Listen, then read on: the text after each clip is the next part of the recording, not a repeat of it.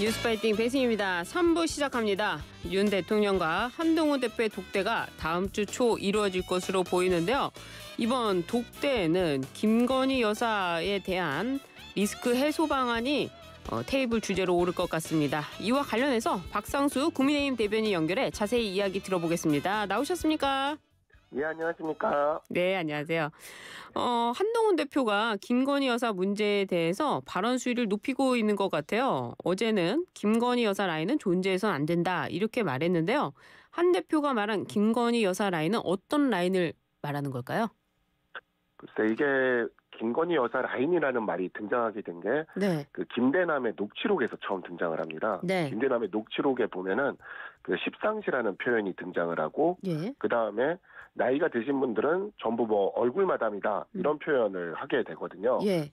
사실 김대남의 녹취록이 아니었으면 이러한 말이 세상에 나올 이유가 없어요. 근데 이미 김대남의 녹취록을 통해서 국민들이 의혹을 갖기 시작을 해버렸으니까 네. 이에 대해서 지금 현재 보궐선거도 앞에 두고 있는 상황에서 네. 이제 한동훈 대표가 이런 부분에 대해서 명확하게 대통령실에 해명을 해달라고 요구를 할 수가 있는 거죠. 현재 김대남 녹취록과 관련된 뭐 사안이나 김대남과 관련된 사안은 현재 당에서 조사 중이지 않습니까? 예. 그렇기 때문에 그런 부분에서 이야기를 한 것이지 이거를 뭐 그렇게 확대 해석할 이야기는 아닌 것 같아요. 근데 일각에서는 여당 대표기 때문에 대통령과의 그런 어떤 소통에 있어서 다른 뭐 정무수석이라든지 비서실장 이렇게 좀 공개를 하지 않고 말할 수 있는 거 아니냐. 기자들한테 꼭 얘기할 필요가 있느냐 이런 이야기도 있거든요. 이런 지적은 어떻게 들으십니까? 분명히 뭐 그런 지적은 있을 수 있다고 생각을 하는데 네.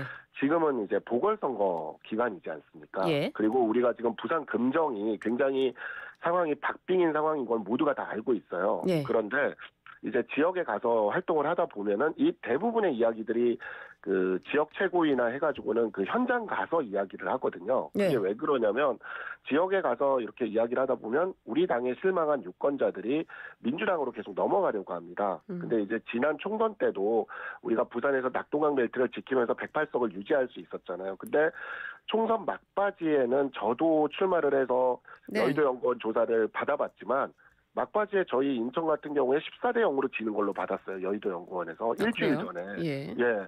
근데 우리가 108석, 109석으로 그때 지난 총선에서 할 때 그때 저쪽이 180석 할 때 어땠냐면 우리가 그 여의도 연구원 인천에서 2석을 이겼거든요. 그랬는데 일주일 전에 14석이 다 지는 걸로 받았다는 거는 우리가 100석이 무너진다는 소리예요. 그런데 실제로 판세가 그랬다라는 이야기를 나중에 들었어요. 예. 근데 그게 이제 마지막에 한동훈 대표가 다니면서 이조 심판론도 이야기하고 한 번만 기회를 달라 그러고 읍소를 하고 다니면서 이것이 이제 낙동강 벨트에서 우리가 회복을 한 거거든요. 그래서 108석을 회복을 한 건데 네. 지금 금정도 똑같은 상황인 그런 상황이어서 자 이제 민주당에 가지 말고 내가 대통령실에 할 얘기는 할 테니까 우리 당에게 한 번 더 기회를 달라라는 그러한 이야기가 담겨져 있는 거죠. 말씀 중에 총선에서 여의도 연구원 조사를 받으셨다고 하셨잖아요. 네. 지금 이건 여론조사를 의미하는 것 같은데 당시 그 총선 네네. 후보자들에게는 여론조사가 그 공유가 안 됐다 이런 얘기도 나왔는데 받으셨단 말씀이세요? 그게 이제 서울시당이나 경기도당은 안 예. 줬어요. 근데 인천시당은 14명 전원한테 줬어요. 아, 그렇군요. 인천시당은. 그런데 그날 그래서 인천시당에 14명 전원 받은 후보들끼리 전화해서 다 멘붕에 빠졌어요. 딱 일주일 전이었어요. 제가 기억이 나는데 인천시당에서 후보들한테만 이렇게 카톡으로 보내줬거든요. 예. 그래서 후보들끼리 전화를 했는데 아니 배준영 후보까지 떨어진대. 이러면서 이제 난리가 난 거죠 그냥. 아, 그렇게 된 거군요. 네네. 왜 서울과 경기에 안 줬는지도 궁금해지네요. 어쨌거나 이 얘기 나중에. 예. 서울시당과 경기도당이 판단을 한 것 같아요. 아, 너무 그렇군요. 상황이 안 좋으니까. 근데 인천시당은 그때 제가 한동훈 대표가 위원장일 때 최고위원회의 왔을 때 뭐 인천의 여론조사가 보도난 거를 내가 보면서 인천을 포기했냐 하면서 막 뭐라 그랬더니 그때 인천시당위원장인 배준영 의원이 여의도 연구원에서 조사한 거를 우리가 조만간 드리도록 하겠습니다라고 공언을 했어요. 그때 그 네. 최고위원회의장에서. 그래서 그런지 일주일 전에 진짜 보내준 거예요. 그냥. 아, 그래가지고 그렇게 됐군요. 네, 그래서 우리가 다 받아봤죠. 우리는 인천은 받았어요. 아, 그러셨군요. 알겠습니다. 관련해서 총선 백서가 나온다고 하는데 곧 나오게 되는 겁니까? 나오지 않을까요? 뭐 최고위원회의에 올라갔다고 하는데 예. 뭐 이거는 나오게 될 거라고 생각을 합니다. 그래요. 네. 이 재보궐선거로 들어가서요. 다시 김건희 여사를 뭐 지적하고 또 이제 그게 선거에 영향을 미치지 않겠느냐. 그래서 사과를 요구한다라고 이렇게 한동훈 대표 측에서 이야기를 하는 것 같은데 어제는 또 이런 얘기도 했어요. 직무 범위를 벗어나 부적절한 정치 행위를 김 여사가 하고 있다. 이렇게 비판을 했습니다. 이게 어떤 부적절한 정치 행위를 의미하는 겁니까? 그러니까 뭐 사실 지금 이제 보궐선거 시즌이다 보니 네. 그러한 부분들에 있어서 충분히 그 나오는 의혹이나 문제 제기에 대해서 선제적으로 방어를 하고 나갈 필요가 있는 건데 사실 이 모든 것들은 김대남 행정관의 그 녹취에서부터 시작됐다고 볼 수가 있습니다. 예. 그러니까 용산 내부에서 대통령실 음. 내부에서 근무를 했던 행정관이 네. 그렇게 했고 그런 이야기들을 했고 또 행정관이 무슨 힘이 있어 그러냐라고 이야기하기에는 네. 김대남 행정관이 너무 좋은 자리에 갔잖아요. 우리 모두가 알고 있듯이 연봉 3억에 예. 뭐 제네시스를 뭐 관용차로 받는다는 그런 자리에 가지 않았습니까? 그렇죠. 그러니까 별로 큰 의미가 없는 역할이었고 큰 의미가 없는 일이었으면 그런 자리에 갈 이유가 없는 거죠. 그러니까 이러한 부분들에 대해서 뭔가 그 부적절한 행동을 하고 있는 것 같지 않냐는 그런 의혹들이 지금 보면은 뭐 정말 이름 얘기하기도 싫은 뭐 김대남이니 명태균이니 하는 사람들의 이런 녹취록들에서 계속 나오고 있다 보니까 선제적으로 이런 이야기들을 하고 있다라고 좀 받아주셔도 좋을 것 같아요. 그래요. 선거를 앞두고 있고. 김대남 씨는 아무튼 그 본인이 공천에서 떨어진 것을 두고 대통령실을 그 어떻게 뭐랄까요? 비난하는 과정에서 나온 얘기인데 그것과 이제 지금 김대남 씨가 그 감사로 간 것을 김건희 여사가 했다. 이렇게 연결되는 건 아니란 말씀이시죠? 그러니까 그렇게 비판을 하고 그렇게 우리를 곤란에 빠뜨린 심지어 여사 핸드백 사건 이거는 정말 그냥 우리 지금 김건희 여사 특검법의 주된 주제잖아요. 이런 것에 그 빌미를 일으킨 매체와 연락을 하고 예. 그 총선도 떨어지고 그렇게 불만을 토로했는데 그와 같은 감사의 자리에 또 갑자기 돌연 갔단 말이죠. 예. 누가 추천했는지도 지금 모르는 상황이고 네. 다들 지금 저기를 하고 그러니까 이제 조사를 하는 건데 예, 이게 그냥 일파만파 지금 이야기가 퍼져나가고 있지 않습니까? 예. 그러니까 당의 입장에서는 그렇죠. 선거를 치러야 되는데 보궐선거를 치러야 되는데 네. 사실 이러한 부분들에 대해서 지난번 만찬 때 대통령실에 이러한 부분들에 대해서 선제적으로 좀 당에서 이렇게 얘기해서 같이 좀 하자라는 이야기를 하려고 만찬에도 좀 일찍 갔다가 늦게까지 남았다가 대통령과 어떻게 하면 독대 한번 해보려고 했던 건데 네. 그런 기회조차 주지 않았고 그 사이에 또 추경호 원내대표와 만찬을 하고 그 다음엔 이제 김대남 녹취, 명태균 녹취 뭐 줄줄이 터지면서 근데 지금 우리는 보궐선거를 치러야 되고 예. 정말 사면초가 상황인 상황에서 예. 당대표가 그렇게라도 이야기를 하면서 민심을 다독이고 나갈 필요가 있는 거죠, 지금은. 그래요. 이런 당대표를 향해서 권성동 의원은요, 이렇게 얘기를 했습니다. 얄팍한 정치공학이다. 본인, 도곡동 7인회라는 표현을 쓰면서 참모진 쇄신이 먼저다 이렇게 비판했는데 당 내에서 이 권성동 의원 또 중진 의원인데 어떻게 들으셨어요? 네, 저는 권성동 의원이 그 재보공작 사건 관련돼 가지고 굉장히 그 다선 의원임에도 불구하고 집요하게 그 부분에 있어서 이렇게 민주당 쪽에 공격을 하면서 우리 당의 활로를 열어주고 지금 사실 최상병 특검에 대한 이야기는 재보공작 나오고 나서 민주당에서 이야기하는 게 없어요. 예. 굉장히 저는 정말 든든한 우리 당의 정말 동지이고 정말 선배이고 자원이라고 생각은 하는데 네. 뭐 함께 이렇게 어깨를 걸고 갈면 될 수 있는 사안에서 굳이 존재하지도 않는 예. 그 도곡동 7인회라는 것을 그러니까 지금 이 소위 말하는 그 무슨 용산에 한남동 7인회? 예. 뭐라고 하던데 한남동 7 뭐라고 하던데 그에 대해서 어제 한동훈 대표가 딱 얘기했잖아요. 딱 기자 질문 받자마자 네. 처음 듣는 얘기다. 이러면서 딱 선을 긋지 않았습니까? 예. 근데 그 7글자 라인 맞춰가지고 굳이 그렇게 하실 필요가 있을까? 지금 우리가 함께 동시로 나아가는 상황에서 그리고 지금 보궐선거나 이런 상황에 굉장히 당이 지금 어려운 상황인 거를 서로 다 알고 있잖아요. 네. 그렇기 때문에 저는 좀 이게 쿵짝이 맞았으면 좋겠는데 이게 쿵 하는데 저쪽에서도 쿵 하니까 국민들이 보기에는 불협화음만 터진다라고 생각하게 되지 않습니까? 네. 그래서 저는 조금 그런 부분은 조금 아쉽다고 생각이 들었습니다. 그런데 말씀하신 걸 들어보면요. 한동훈 대표한테는 전혀 책임이 없다 이런 말씀이신 것 같아요. 지금 선거를 앞두고 있는데 오히려 여당 당대표가 이런 문제를 봉합해 가면서 좀 노력해야 되는 모습을 보여야 되는 거 아니냐. 언제까지 이제 기자들한테 이렇게 말하는 방식으로 소통할 거냐 이런 지적도 있거든요. 꼭 권성동 의원만 잘못했다고 볼 수는 없는 거 아니겠습니까? 권성동 의원이 먼저 그 공격한 게 아니잖아요. 아까도 말씀을 드렸지만 사실 지난번 만찬에서 독대가 이루어졌으면은 굉장히 많은 문제가 이렇게 좀 자연스럽게 풀려나가지 않았을까라는 아쉬움이 좀 있어요. 저는 굉장히 그걸 기다리고 저도 당내에서 활동을 하면서 기다리고 있었는데 네. 정말 그 후로 막 김대남 명태균 터지고 뭐 제대로 된 해명도 지금 잘 안 나오는데 뭐 그렇다고 저쪽이 무슨 뭐 제대로 된 증거를 던지는 것도 아닌 상황에서 네. 그저 의혹에 빠져들고 있지 않습니까? 네. 이러면 적어도 당대표는 조금 강하게 어필을 하면서 나갈 수밖에 없는 상황인 거죠.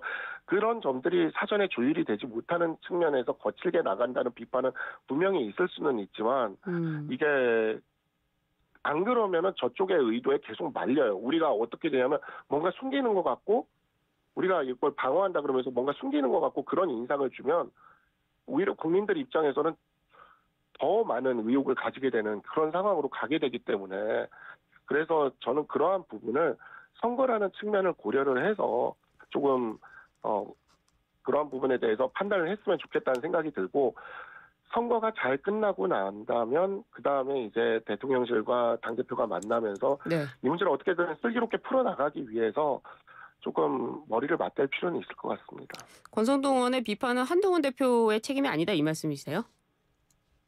한동훈 대표의 책임이라기보다는 그러니까 권성동 의원이 지금 같이 이렇게 좀 호흡을 맞춰줬으면 좋겠다는 말씀을 드리는 거죠. 알겠습니다. 네. 이번에는요. 제2부속실 좀 이야기를 해볼게요. 제2부속실 꼭 만들어야 된다 이렇게 입장 내놓은 거 이렇게 많은 분들이 이야기를 하시는데 실제로 대통령실에서 제2부속실 설치에 착수를 했습니다. 제2부속실 설치되면 이 리스크가 줄어들까요? 국민들이 그렇게 느끼도록 하는 게 중요한 거죠. 그러니까 이 한동훈 대표가 이제 좀 보면은 네. 제가 옆에서도 보면 조금 민심에 반응하는 속도가 조금 더 빨라요. 빠른데 네. 이게 조금 더 빠르게 하면은 국민들이 약간 이렇게 감동하면서 이렇게 하잖아요. 근데 너무 또 대통령실은 조금 늦은 느낌이 있어요. 그러다 보니까 이제 국민들이 에이 버티다가 이제 하네 이런 느낌을 받게 되는 거지 않습니까? 그러니까 근데 지금 보면은 그런 점에서 민주당이 요구하는 수준의 사과를 우리가 그리고 또 뭐 앞으로 또 무슨 뭐가 터질지 모르는데 그런 의혹마다 우리 보고 사과하라 그러면은 이걸 어떻게 견딥니까? 그러니까 저는 사과는 안 했으면 좋겠거든요. 그거는 사실 이제는 아닌 것 같고 근데 이제 이런 제2부속실 설치라던가 약간 활동을 좀 자제하는 모습을 보이는 거라던가 이런 걸로 이제 국민들한테 이제 이렇게 점점 대통령실이 이렇게 하고 있구나 행동으로 보면서 이렇게 그냥 이렇게 좀 가라앉는 이게 맞다고 생각을 하거든요. 지금 우리 당에서 대통령께서 성공하고 대통령께서 이러한 일들에 휘말리지 않기를 바라는 게 우리 당의 공통된 생각이라고 저는 생각을 합니다. 다만 이제 방법론적으로 한동훈 대표가 조금 빠른 거죠. 빠르긴 해요, 확실히. 빠르다는 말씀이 한 발 앞서간다 이 말씀이세요? 그러니까 국민들 이렇게 반응을 좀 더 빠르게 반응을 이렇게 해서 그 부분에 있어서 부응하는 행동을 하기를 요구하는 거죠. 근데 저는 지금은 다른 때 모르겠는데 지금은 한동훈 대표 말씀을 좀 들어줬으면 좋겠어요. 왜냐하면 선제적으로 가는 모습을 보여야 국민들이 하고 좀 가라앉지 않을까라고 기대를 하는 거죠. 한 발 빠르다. 그럼 대통령실 좀 따라와라 이 말씀이신 것 같아요. 그러니까 같이 부응을 했으면 좋겠다는 거죠. 지금 당정이 따로 갈 이유가 없지 않습니까? 지금 위기 상황인데. 발을 맞추면 그렇죠. 빨리 걸어 나간 사람이 좀 느린 사람한테 맞추지 않습니까? 느린 사람을 빨리 걸어라 이렇게 하기보다는 통상 그런 것 같은데. 평소가 그게 맞긴 한데 여유가 지금 별로 없는 상황이라서 그래요. 그렇군요. 여유가 없는 네, 매일매일 무슨 새로운 녹취가 터지고 새로운 증언들이 나오는데 솔직히 일일이 그 기자들에게 저는 이제 대변인 라인에 서 있으니까 공부 라인에 서 있으니까 기자들에게 이걸 해명하고 대응하기도 너무 힘든 거죠. 사실 일일이 매일 아침마다 새로운 게 나오잖아요. 그래요. 그러니까 명태균 씨 관련해서 좀 여쭤봐도 될까요? 네. 아, 네네. 예, 명태균 씨가 어제 한동훈은 카케무샤다 이렇게 한동훈 대표를 언급했는데요. 명 네. 씨가 이 한동훈 대표 관련한 발언을 내놓은 건 이번이 처음인데 이건 어떻게 네. 해석해야 됩니까? 글쎄요, 무슨 카케무샤라는 표현이 뭐 그냥 추상적으로 그냥 던진 표현인 것 같은데 제가 카케무샤를 그래서 검색을 해봤어요. 네이버에서 한번. 그랬더니 예전에 한겨레에서 예. 우리 총리를 카케무샤라고 표현한 게 있더라고요. 아, 그래요? 그래가지고 예. 예, 그래서 내가 이게 무슨 뜻으로 쓴 말이야 하면서 그냥 예. 명태균 씨야 뭐 워낙 여기저기 지금 난사를 하고 있으니까 예. 그냥 두면 될 것 같고 지금 오늘 아침에 지금 뉴스토마토에서 또 뜬 게 있어가지고 제가 지금 방송 들어오기 직전에 그거 지금 읽다가 들어왔거든요. 예, 뭡니까? 명태균 씨 관련된 네. 녹취. 아, 녹취요. 네, 녹취요. 나중에 예. 한번 보세요. 이게 저도 지금 직전에 저도 지금 봤는데 예. 아니 오늘은 또 이것 때문에 기자들이랑 전화를 계속 해야 될 것 같아요. 근데 이 명태균 씨가 한동훈 대표를 이야기한 거는 어차피 네. 난사한기 때문에 두면 될 것 같다는데 나머지 발언들은 또 명태균 씨의 발언이 사실이라고 평가하세요? 어차피 그런 저희가 똑같은 지금 볼 때 논리라면. 예. 명태균 씨의 발언 중에서 우리가 주의해야 되는 건 지금 오늘 아침에 뜨는 것 같은 이런 녹취들이 뜨는 거예요. 네, 녹취들이 뜨는 거. 우리는 지금 거기에 지금 집중을 하고 있어요. 사실 당에서 명태균 씨와 관련돼서 지금 논평 내는 거 보면 전부 관련 당사자분들이 빨리 적극적으로 해명해 주십시오 나오는 것밖에 없어요. 지금 예. 우리는. 네, 왜냐하면 아니 뭐 말만 하는 거를 우리가 어떻게 그거를 사실로 받아들입니까? 근데 문제는 녹취 같은 게 나오는 거죠. 녹취는 어차피 그 사람이 주장하는 거잖아요. 똑같은 거 아닙니까? 주장하는 게 아닌데 뭔가 일을 하면서 하는 녹취가 오늘 나왔어요. 한번 보시면 돼요. 아, 지금 직전에 나왔어요. 예, 그건 뭐 네. 저희가 방송 중이라서 내일 또 뭐 여쭤보도록 하고 다음에 네, 여쭤보기로 네. 하고요. 이번에는 네. 검찰이 김건희 여사의 도이치모터스 주가 조작 사건을 최종 처분할 것으로 알려졌는데요. 수사 심의는 열지 않고 대신에 레드팀 외부 검사가 법리를 검토하는 절차를 거칠 방침이라고 합니다. 어떻게 보세요? 검찰 내부에서 네. 이거는 법리에 따라 판단할 내용입니다. 모든 법률가들이 그렇게 생각할 것이고요. 예. 수사심의위원회 같은 경우에는 뭐 저도 변호사로서 한번 검토를 해봤는데 예. 이게 어떻습니까? 그 검찰총장이 그 수사 지휘권이 이건 박탈된 사안이에요. 예전에 윤석열 대통령께서 검찰총장으로 있을 때 이 예.